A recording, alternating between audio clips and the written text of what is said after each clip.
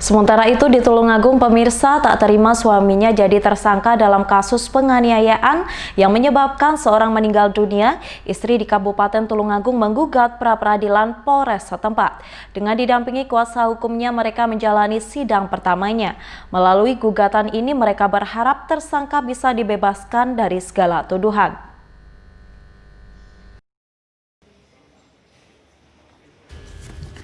Sidang gugatan pra-peradilan yang diajukan oleh Merita Ernawati, istri Agus Gagu, tersangka kasus penganiayaan yang menyebabkan korbannya meninggal dunia ini berlangsung di Pengadilan Negeri Tulungagung.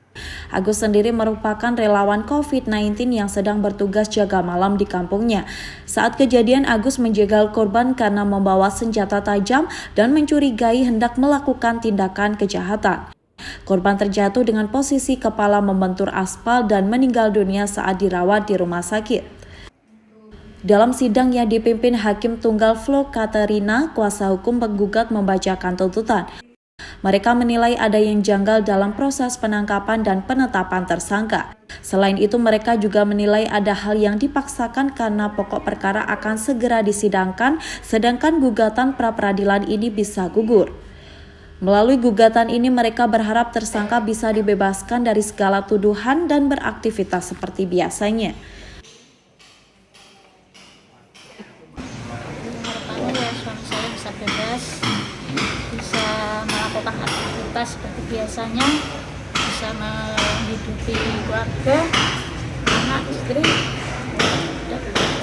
Anaknya ada berapa, Bu? Satu. Selama ditahan ini berarti gimana, Bu? Saya juga kerja sebagai PRT kalau pagi untuk mencukupi. Kalau dari keyakinan Ibu, suaminya tidak bersalah ya, Bu?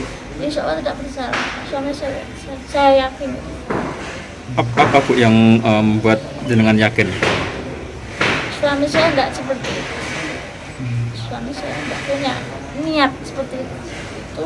Yang kami dasarkan adalah kuat sekali bahwa penangkapan yang mereka lakukan salah. Mereka menggunakan perkap yang sudah dicabut oleh Perpol.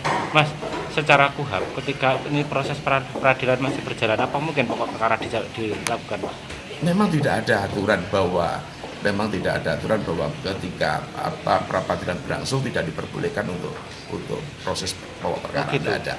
Tidak ada. Cuma memang akhirnya pra-peradilan itu bisa menjadi gugur ketika sudah masuk nanti sidang pokok perkara. Ketika nanti pra-peradilan misalnya menang, terus pokok perkaranya berjalan, berarti pokok Tidak bisa, perkara nanti akan berhenti? di tengah jalan kami akan dihentikan nanti pra-peradilan kami.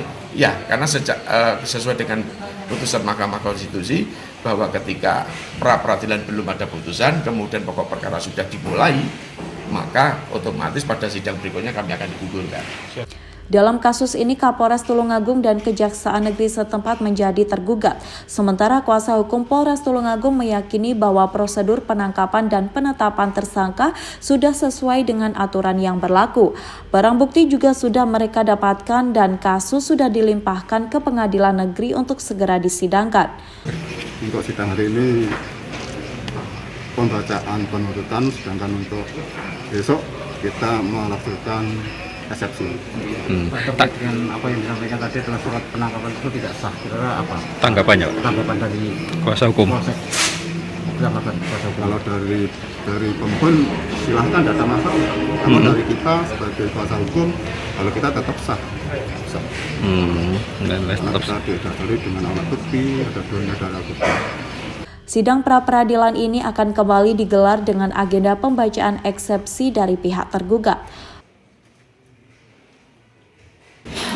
Jadi kita ikuti ininya aja prosesnya. Jadi untuk pra-peradilan kita tetap 7 hari ini ya, selesai 7 hari kerja, dan untuk seperti apanya nanti ke hakimnya. Ya. Bu, apakah untuk pokok perkaranya tetap akan disidangkan nanti sore, Bu? Ada infonya gitu, Bu? Oh ya. Untuk pokok ini sesuai jadwalnya ada di SIPP, kalau memang hari ini disidangkan ya hari ini. Artinya itu nanti otomatis gugur, Bu, ya, apabila pra-peradilan tetap dilanjutkan karena pokok perkara sudah dilanjutkan. Kalau seperti itu nanti tergantung ininya hakim yang pra-peradilannya. Jadi saya nggak akan memberikan tanggapan itu karena sudah masuk materi ini ya. Jadi nanti ditunggu aja seperti apa dari hakim pemeriksa pra-peradilannya.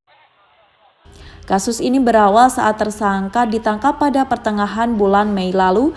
Diketahui korban mengalami gangguan kejiwaan sudah lama dan sering keluar rumah dengan membawa pisau. Dari Tulungagung, Sogi Pamungkas, KSTV.